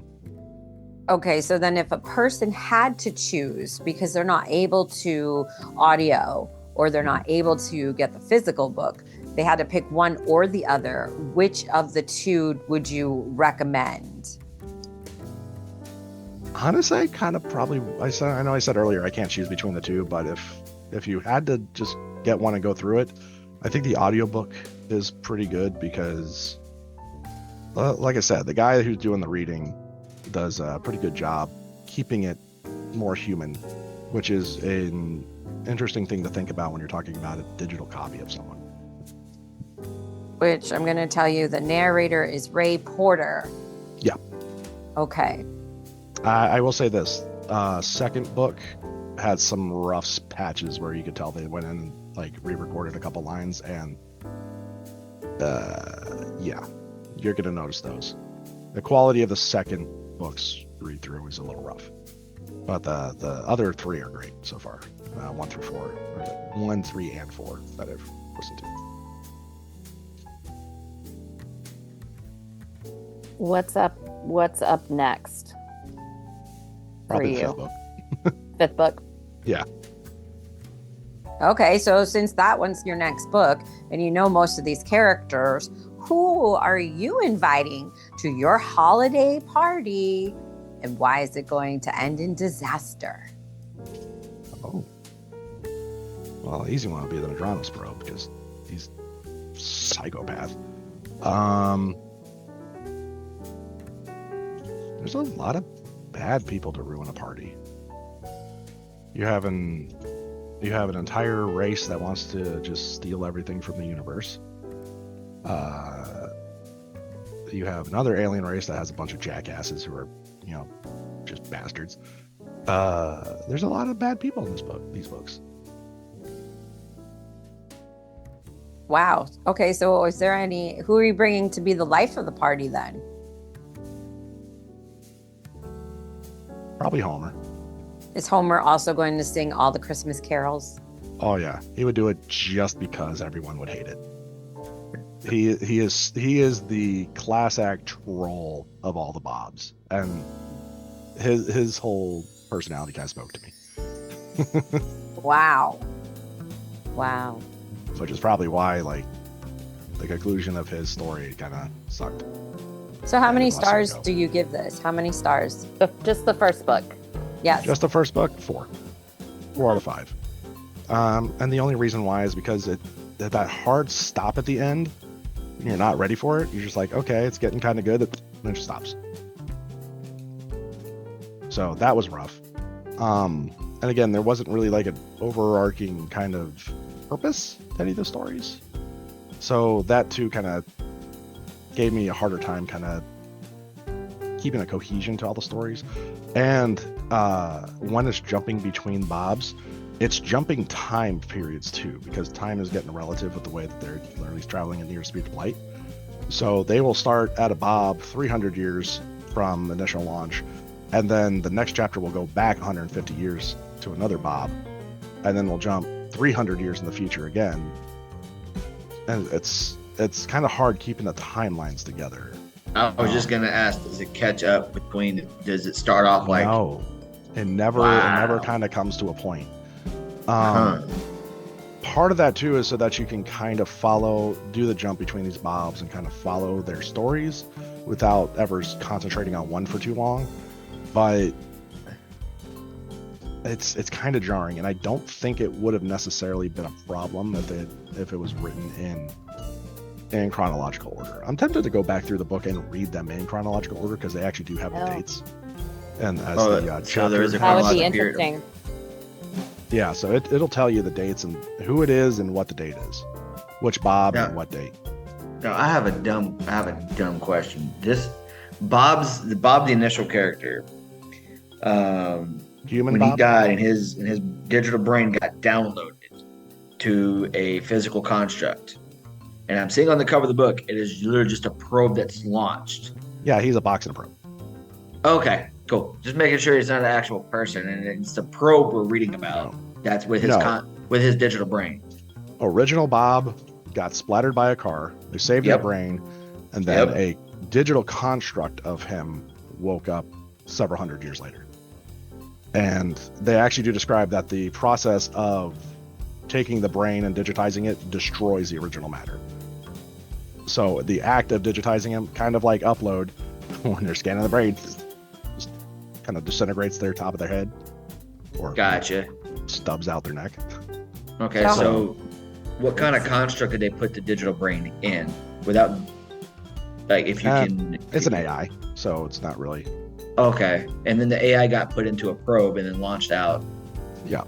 But they actually go into that too, is that the AI, because it's digital, can kind of live wherever, and they do actually transfer themselves across stuff. Okay. There is actually something Wow. in that too that they broach in the fourth book, to where they're actually starting to talk about like what is the meaning of a soul. Wow, that's deep. It does. It gets pretty deep. By the fourth book, they are asking some pretty damn interesting questions. Wow. So And how there is many a sect people? of Bobs that kind of tries to make a hive mind at one point. Ooh, like the Geth. Of course. Of course it Okay. does. Yeah. Anybody who's okay with being digitized forever, raise your hand. I'm actually, yeah. I agree. If I cannot be in this body, you can synth me or computerize me. I won't have But back I- problems. But I have to be in space, guys. That's it. Oh, I know you need to be in space. That was Rachel going, Casey, you're in space every day. You just don't Nah. know that. You're a space cadet. No, That's if it involves the You- future, Casey's in space. how it is. I'm indifferent. I'll say Really? you can record my memory, record my voice, record my thoughts, but let me just fin. Don't Andrew don't walked keep, away, Don't keep so- me forever. Yep, I'm here for now. I don't need to be here forever. Correct. One note is that if you can live forever, you can choose when you don't live. That'd Yeah, be tough. I don't want to choose.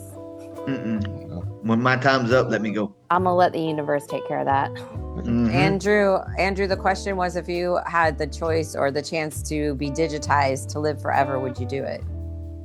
Yeah, just create a cybernetic body and download my brain to it. That's in the book. It's often, hi, Rowan. It's in the Hi, book. Rowan. Say hi. Aw. If you've ever, it is. I don't think I have the physical. I think everything was on my iPad. It's technically YA. It's called the Scythe, the series. If you've ever read that, it's kind of along the same lines. So everybody is immortal in the future. They have figured out ways to, and you can revert. So it's not like, you're 450 years old. They have a process where like you can revert and like, you might be 16, but your mom is currently age 22 because she's reverted so many times because everybody's obsessed with living forever and being young. But there are random selections because of population control for you to be killed. So they have the size that go around and they randomly kill people. And there's an AI, it's called not the cloud. not called the Glyph. Is it called the Storm? The Thunderhead. It's called the Thunderhead. So instead of the cloud, it's the Thunderhead. And yes, there it is. And it controls. It is a fantastic series. But it's about like people do try to kill themselves or they do get in accidents, but their brain is just uploaded into a new body and they pick up right where they left off. So if you're kind of interested in that sort of thing, it's a great, really good series. Yeah, Now, I'll have did to look you- into that. That sounds cool. Yeah, That and it reminds me of follows, like I Black said, it is Yeah. YA. It is YA, but it follows two 17, 18-year-old, a guy and a girl who go through the process of becoming size. You just answered the acronym for me. I was like, what is YA? And you said Oh, 17, sorry. 18. I was like, okay, young adult. Got it. Cool. Young Thanks. adult. Yeah. Yeah, it is definitely young adult, but I read half of them. I listened to half of them. I listened to the 0.4, like the 4.5, but I listened to that one. I mean, either way, I did half and half. So I would definitely, if you're into that kind of stuff. I didn't particularly like one over the other. I thought it was very interesting and very dystopian, but the idea of you're immortal. I've read other books by Schusterman. Yeah, it's Is Everlost or Everlight? yeah. I mean, I highly recommend. So Everlost. I can't remember Everlost. Guys, on audio, that's on sale right now on Audible at almost 70% off. Very nice. they're very quick reads, very quick listens. So if you like that kind of thing, kind of like this book that you were talking about, that it's kind of along those same lines as Your Eternal. Is And I that like one? Schusterman. Is that one a series or is Yes. it a one-off?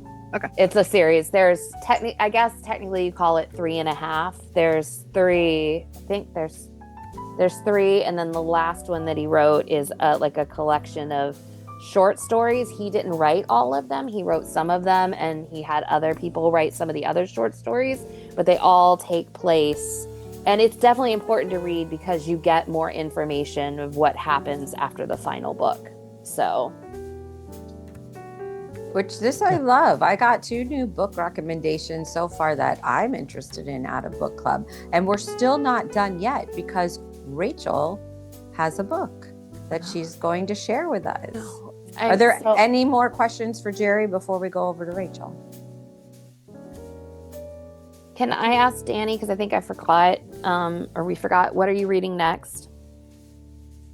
I actually haven't decided yet. I was thinking Bone Dust. That's the second in the books that Casey gave me. Okay. And the Legends of Lattes is the second book of that. But yeah, otherwise I haven't chosen yet. All right. Well, I have like a book and a half kind of, so I'm just throwing it out there.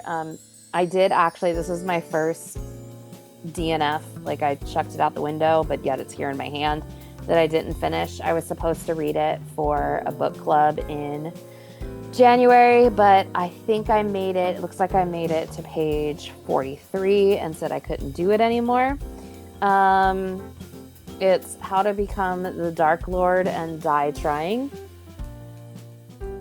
Oh, forget it. I quit. How to Become the Dark Lord and Die Trying. And Yeah, it's a by physical book. It's a physical book by Django Wexler. This is kind of along the lines of what Danny was talking about. I was over it in the first 40 pages because it was too gross for the sake of being gross. Like like the main character is just running around with no clothes on the whole time.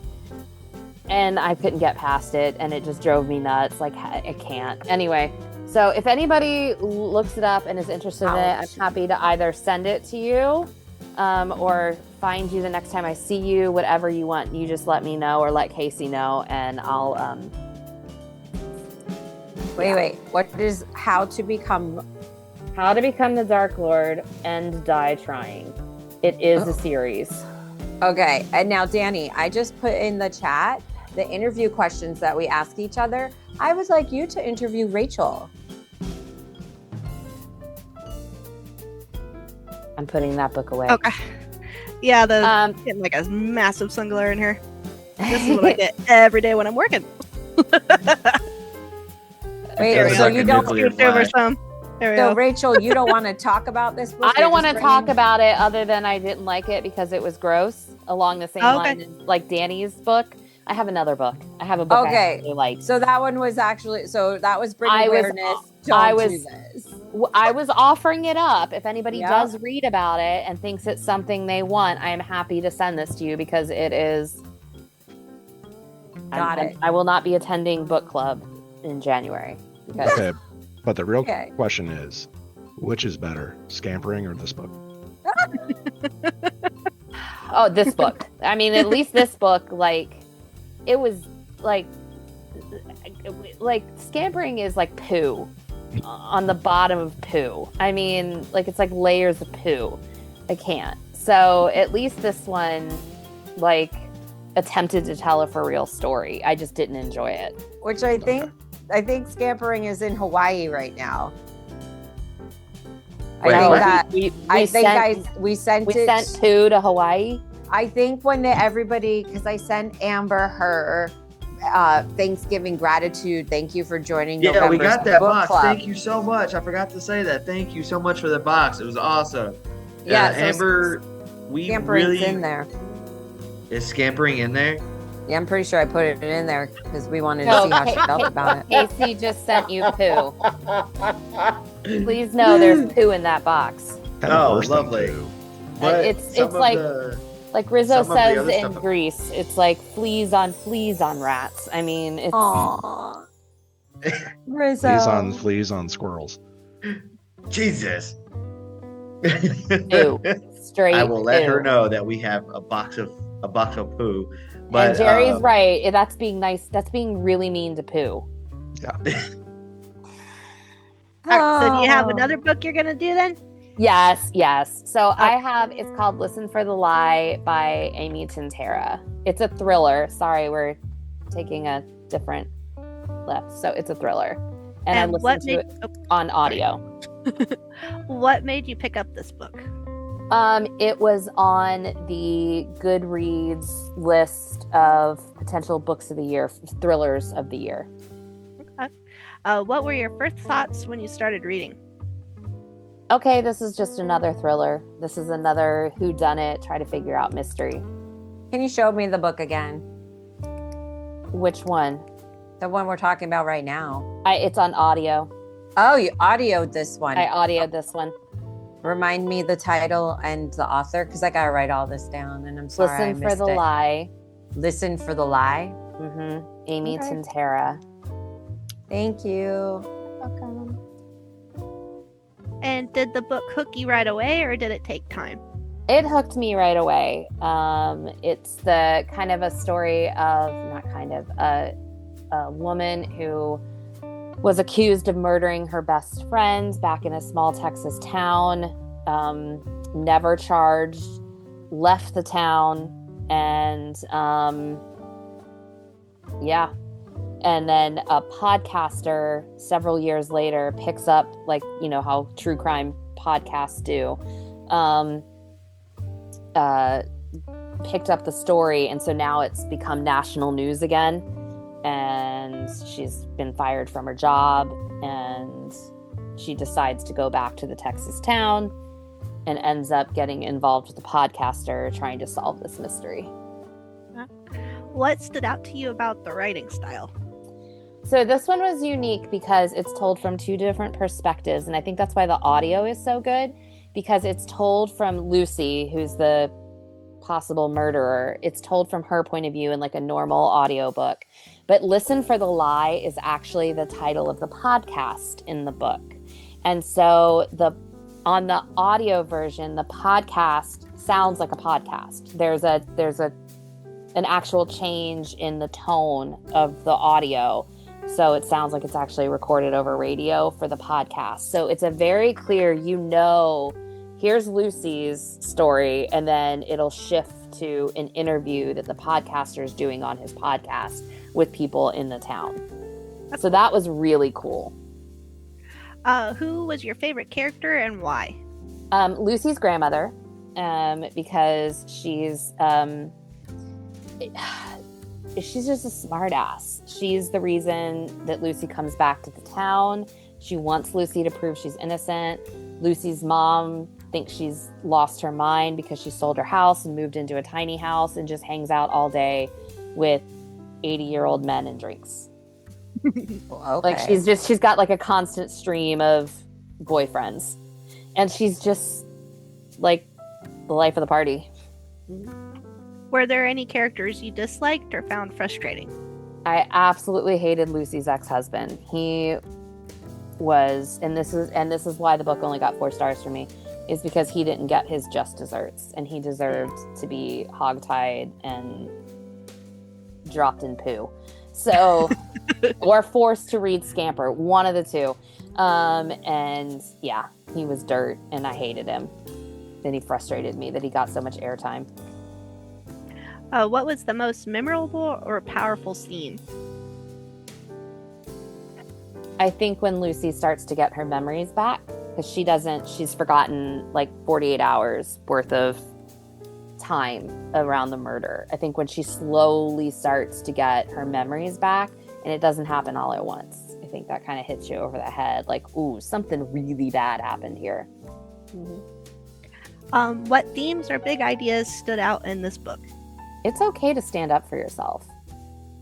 Because she ran away. Like, I'm not going to bother to prove myself innocent, even though I'm not going to be charged. I'm just getting out of town. So when she comes back, everybody's like, ooh, the murderer's here. And like, that was the whole thing. Like, even when this podcaster starts podcasting her story, she's like, I'm not giving an interview. I'm not standing up for myself. And that obviously changes by the end. Did the book make you think differently about anything? About podcasting. Oh no! What? At least true crime. Like, I love listening to true crime podcasts, and it made me like. It kind of delves into the exploitation that some of the podcasters do with their interviewees and how they get their information. And it kind of made me question, like, some of the podcasts that I've listened to, like, how much of that is just someone coming up with lies. Where's like, I always tell my students, like, you got to back everything up with evidence. Where's your evidence? Where's your text evidence? And that's what it made me think about. Yeah. Interesting. Was there a quote or passage that really stuck with you?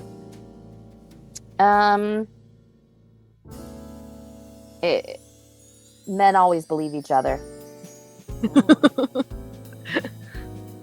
This book isn't real favorable towards the men in this small Texas town, and so yeah, it's just like, well, if a man says it, then it must be true. Mm-hmm. Yeah. Sorry, guys.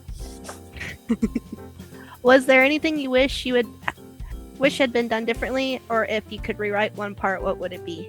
The ex-husband's ending. Like you said, he deserves to be like face down in a pile of poo. He's abusive physically to all the women in his life, and he deserved much worse than what he got at the end. How does this book compare to others by the same author or in the same genre? So this is the first book I've read by Amy Tintera, but I do read a lot of thrillers. This was different in the telling of it with the narration in the podcast. That's what kind of made it unique. Instead of just multiple point of views, it was a point of view and a podcast. So I thought that was different. Were there any plot holes or things that didn't make sense?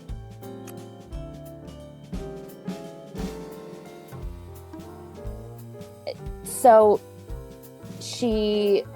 Lucy, the main character,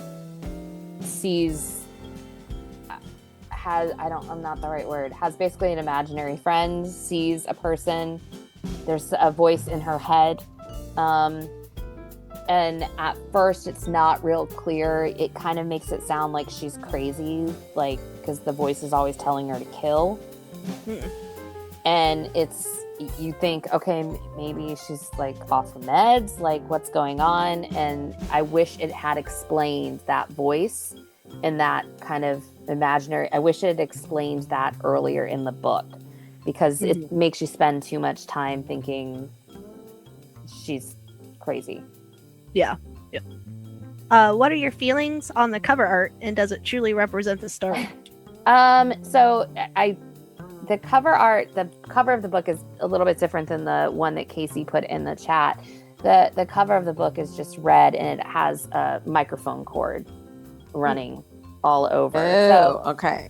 I thought that was, and that's all it is. And I thought that was really appropriate because the podcast is the driving conflict in the book. And would you recommend this book? Why or why not? If you like thrillers, absolutely. If you like a quick read, absolutely. It's not deep. It as most thrillers aren't deep. It's just a good whodunit. Trying to figure out who really did kill Savvy, the girl that she's accused of murdering. Cool. Any final thoughts about the book? Definitely listen to it. I don't see a need to unless you really love it, read the physical copy, but I think listening to it is the way to go with this one because of the podcasting element. Cool. Yep. And that's my jam. Okay, so if you are at a holiday party and you're doing your holiday guest list, which character are you inviting to this party, and why will it end in disaster? The grandmother, because she'll get everybody drunk. And in a small town with a lot of history and a lot of, how small towns are. Everybody's business is out there. So yeah, she's amazing. I love that part about that. Now, what is in these pages that we would not expect to find?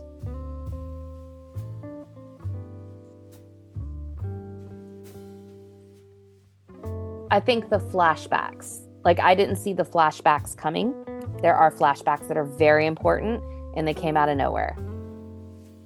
And most of the book makes it look like you're just going on a normal timeline. So that was a good shake-up. It's different. And it didn't happen until the end. Now, do you think this could be a movie or a TV series? Maybe a one-season TV series. Just one? Yeah, there's not no, this is, and I hate that when they do that with books that are supposed to be, they're standalone books, and they try to yank 3 seasons out of them, and inevitably the second and third seasons are poo, and that's just leave it alone. It was one book, it should be one season.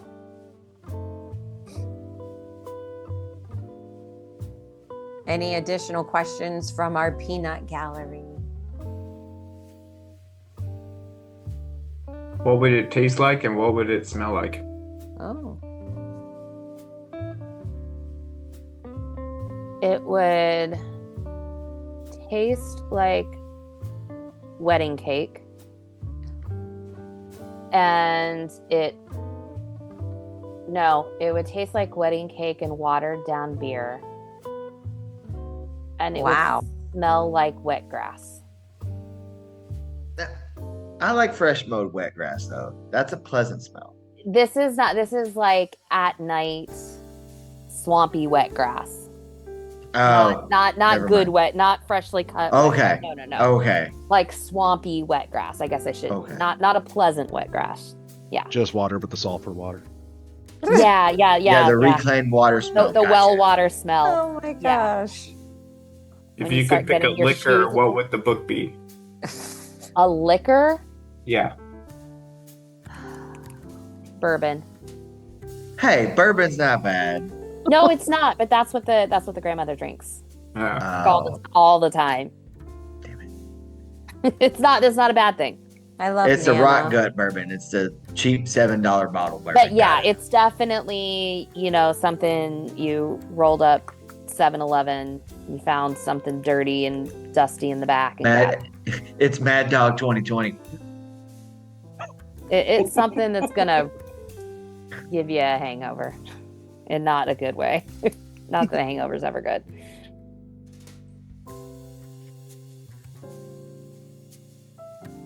Anything else? Andrew was on a roll with these weird ass I know. questions. So I was just like waiting for that to happen again. Okay, so Rachel, what do you have on your TBR list? So what's I am currently reading The Busybody Book Club by Freya Sampson. This is not going to show up. Oh, it will. This is just a British silly murder mystery. But it's silly.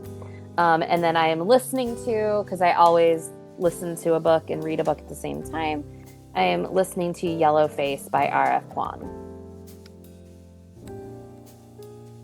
Okay. Does anybody else have another upcoming book that they want to share that we didn't talk about? I still want to talk about that bookmark that you just had in there. Oh, Casey gave it to me. It's the Wicked Witch. Awesome. I saw that flash in for a second. I was like, what the hell? Yeah, it's the Wicked Witch. So yeah, sorry. That's amazing. Oh my goodness gracious. All right, friends, the holiday season is upon us, and in our bookish quest for holiday bookish fun, let's do a couple would you rathers. Oh boy. Oh yes. So, Chris, would you rather only read holiday themed books all December or never read a book at all ever again?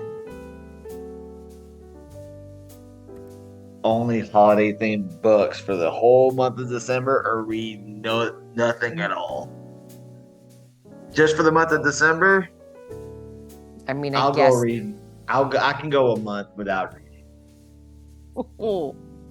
I can go a month without reading. I as much as of a festive person as I am, I can't do just reading, just holiday stuff. Rachel, would you rather your bookshelf be magically snow covered or glow with twinkly lights every night? Glow with twinkly lights every night. That's Danny. an easy one because the water would ruin the book. I was thinking that too. The water would ruin the book. What kind of monster is going to want to ruin all their books? Exactly. I want to highlight my books with pretty lights. Some of us are already doing that. So, Danny, would you rather have every book you read magically come to life for a day or be able to enter the world of any book once a year? Oh, definitely enter once a year. Because some of the books I read, that'd be scary. With the magic. Yeah, case in point. That's a book that enters you. Oh, There's definitely some images I can't get out of my head regarding food now. Oh, lemon cake. And lemon And I'm definitely texting everybody my lemon cake when it's over. However you're interpreting that, don't. Andrew, would you rather give away a book you loved to somebody who hates it or receive a book you hate from someone who loves it?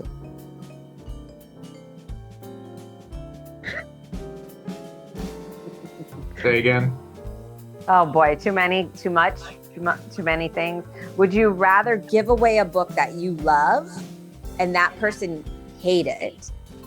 Or would you rather receive a book that somebody else loves that you hate? I'd rather give them a book I love so I can remember the memory of them hating it. Thank you. To the group. Jerry, your turn. Jerry, who's your favorite literary character? I need to know that first. That's a hard question. The Master Harper from the Dragon Riders of Pern book. And would you attend the holiday dinner they were hosting? Oh, absolutely. Okay, because the would you rather part was going to be, or would you rather they attend your holiday party that you're hosting? I'd rather go to their party because they are literally like the best hosts. And their job is literally singing. They are the bards of the universe. So yeah, they're gonna put on a good show. On their home turf, they're gonna definitely put on a good show.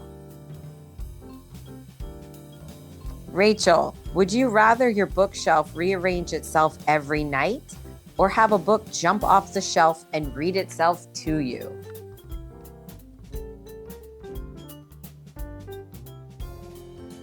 I'm going to go with jump off the shelf and read itself to me. My bookshelf right now is nice and organized for my TBRs, and I'd be a little pissed. Ooh. Until the scampering jumps off and starts reading it. Oh, No, God. that's not on my. That will never, ever be on my bookshelf. Period. I have it sitting here next to me. I have the box that you guys sent us. Oh, do you smell the I poo? saw the You scampering. smell the poo. You smell the Oh, poo. good. Okay. I saw the scampering. It might just get burned at this point. A mercy killing. Okay, Read so it wait. in chunks. So Kentucky wasn't here but Amber knows. So after you both read it, you have to pass it on to somebody else. Or do it like how I do. I left a random book in the airport ladies' bathroom with a note that said, "Free book, good luck." Don't do that to a stranger. You need to, you know. It's a stranger. I'd rather friend. do it to a stranger You than need- someone that I know. Oh I'm no, pretty you sure need there's to, a you Geneva need, convention you, against that. you need to do it to someone you know. It was done to us, okay? So therefore, it should be done to someone you know. The committee has decided. I dodged that bullet. I actually didn't read it. Well, we'll send it back. We'll No! send it back. I'll buy you one on Amazon. No, never mind. I'm not giving that No. woman any more money. She I don't deserves even- nothing. She got my $2.99. So, you know. So Kentucky, would you rather live inside a Dickinson holiday scene or a whimsical Dr. Seuss world for a day for the holidays? Whimsical Dr. Seuss holiday. I wouldn't want to live in a Dickinson. Whoo! Unless it's the Muppets Christmas Carol.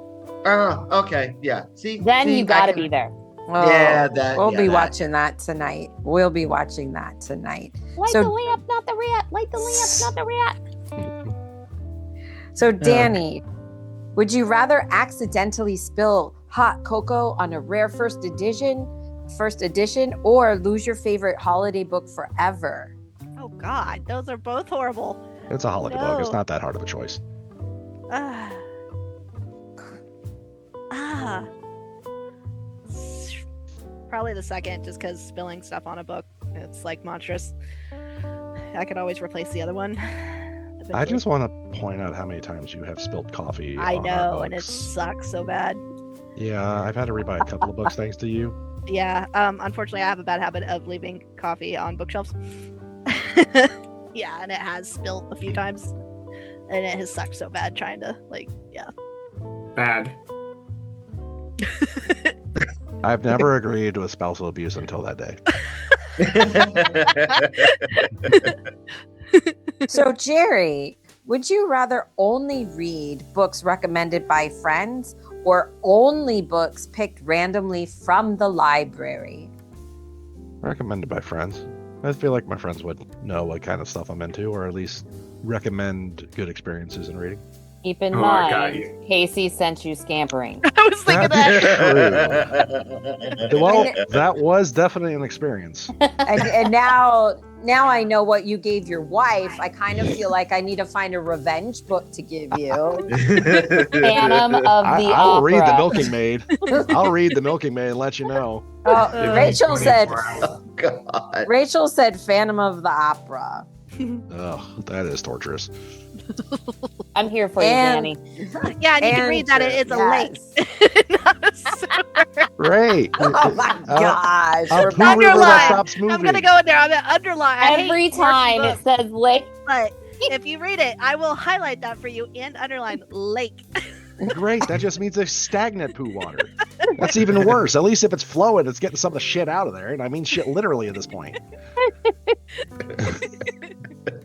You're still just a gondola riding poo monger in a shit lake. I'll For stop. people who have no idea what's happening, go back and listen to last month's book club when we did the book versus movie showdown between these two. It was really good. Andrew, would you rather be trapped in a mystery novel for the holidays or a fantasy adventure for the holidays? And then tell us who you are in that book. Fantasy. I mean, For one's a Christmas. theme, one says genre, so you can do Look. both. And who are you in this fantasy? A drunken knight. Awesome. Of course. Of course. What about, can we, a Viking warrior? Oh, Viking warrior. Okay. That drunk's already included in that. Yeah, so. I didn't leave that out. I included Yeah. that. That was, yeah, but I'm going to We don't amend have- knight to Thank Viking you. warrior. Yeah. Rachel's Yeah, I trying to don't- let you know your character choice doesn't always have to have all the description because it's implied. Meat and mushrooms. Wow. Meat and mushrooms. That's a Okay. good fantasy book. So let's talk about your holiday mood. Rachel, what is a book that perfectly sums up your holiday mood and why it's ridiculous? Oh, Christmas. It's right there on my Christmas with the Christmas. No, Skipping Christmas. The movie is Christmas with the Kronks. The book is Skipping Christmas. That's your mood. This is my mood every Christmas, right here. And Kentucky, same question. The book that perfectly sums up your holiday mood and why it's ridiculous. Oh Lord.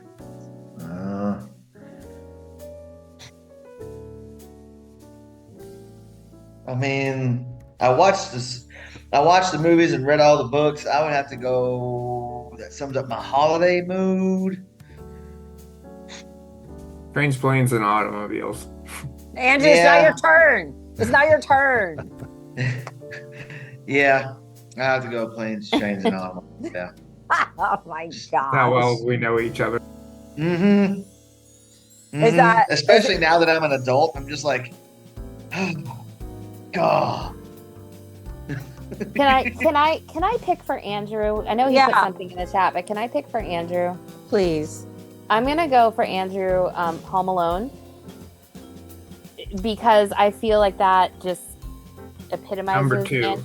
Yeah, of course, you got to be in New York, but you're jerry rigging all the things. You're being creative. I don't know. I could see Andrew doing all of those things at the holidays. You should see when Chris falls asleep and what we do with pizza. Okay, correction. It's not fall asleep, it's pass the F out. Okay?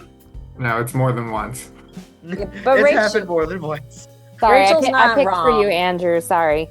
No, it's good. This morning he goes, "Hey, I want to go bash the waterfall apart that's in the backyard." And I'm just like, "Now? No. Why? Not because it needs to Yeah, be this fixed. get redone. But can I have it please for Christmas, not now? But this is our holiday. The holiday is he wants to destroy and rebuild. Well, he's got to Yeah, set 'cause a I'm booby off. trap in case the bad guys sneak into the backyard when Oh, you guys gosh. are hanging out with my dog over Christmas. Oh my gosh, I cannot wait to. I dream about babysitting Navi, That's all she's been doing. honestly. Okay, Jerry, the book that perfectly sums up your holiday mood and why it's ridiculous. The Grinch. Your name is not Jerry, and he's not Grinchy. Danny, you want to chime in on that? Yeah. No, yeah, honestly, I'll let Danny decide. It's either the Grinch or Christmas Carol. Do you think I'm a Scrooge or a Grinch? I feel I'm more of a Scrooge. Carol's good for you. Yeah. Say the 'cause squirrel. No, Christmas Carol. Grinch. Oh, okay. What's wrong? Yeah, Christmas Carol. I'm more of a Scrooge. Scrooge is fine. Just stay the F away from him. The Grinch is the one actively going out there to ruin people's day. Scrooge is just trying to get by. He's just upset. Yeah, but they both get turned around. Yeah, I'm just waiting for someone to give me some Christmas cheer. But hold on, Right, no haunting. let's be real here. The Grinch never hated Christmas. He just hated people being loud and obnoxious. We can relate to that. Well, so does Scrooge. Danny, let him read the But- book we talked about today. It'll change his mood. I'll change Scrooge it. was rich too. Let me go get the dice for you, Jerry. That will not make me like Christmas. I'll go get your mood. So, Danny, same question. The book that perfectly It's sums up your holiday mood and why it's ridiculous. Alice in Wonderland, because I definitely live in a madhouse. We are all mad here. Wow. Wow. That says a whole lot. So, guys, right before we go, is there, I'd like to know a fun holiday tradition in your house. And then we're going to call it book club. So, Andrew, because I know you got to go, how about you share a holiday tradition? Making a Yule log and wearing fur by a fire. Perfect. Not the edible Yule log, a real one. And Jerry, holiday tradition. Avoid the holidays as much as possible.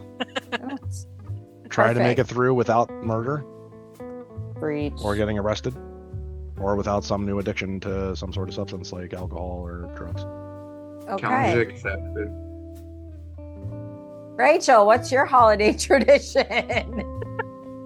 Just get through it. Just get to the other side. Get me to the 26th. That's my tradition. Just get me through to the 26th. That'll Oh be my happy. gosh. Chris, holiday tradition, is it happy? Is it a happy holiday tradition? Actually, yeah, it is. It's since this is mine and Amber's first holiday season together as a married couple,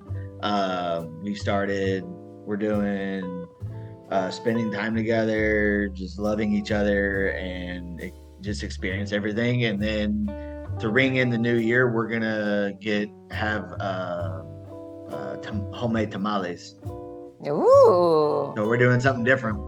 Because back when I was growing up, it was always Black eyed peas. black eyed peas, cabbage, and hog jowl and cornbread was what we had. But we're like, you know what? We've done that. I've done that every single. Let's do something different. Amber's like, I like making Spanish rice. I'm like, we know somebody that makes homemade tamales, and we're like, okay, we're gonna do homemade tamales and Spanish rice. Okay.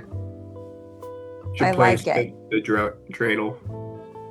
Just no, Play we're the not. what? We're not Spin the spinning the dreidel. dreidel with tamales, Andrew. Just send us pictures of tamales. So that food's okay. We Get can a talk sombrero about and that. place in the dreidel. Ay, ay, ay. Danny, For what me- is? Yes, please. Going to see Christmas lights. So I still try to do that. It's something that my family did, and I still try to make Jerry go see the lights each year.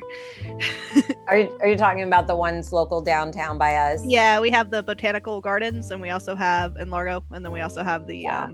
Largo Central Park does a good display. Have Those you are seen good. any? Have you seen any yet this year? Not yet, no. Oh, it sounds like guys. We're running out of time. We're gonna have to go have a meetup, and we're gonna have to put Mead? Chris heard and mead. Amber on I also heard need. FaceTime. Yeah. Oh my goodness, Rachel, do you have any final thoughts? I don't have any final thoughts except that I appreciate you all. Same. This has been amazing. Happy holidays, Merry Christmas, Happy New Year. May everybody experience, the best way I can say it all is, hold on, maybe it's this way. Live long and prosper, Live long guys. and prosper. Thank you. I gotta work on my muscles. All right, everybody. That's the ink. Bye. Bye.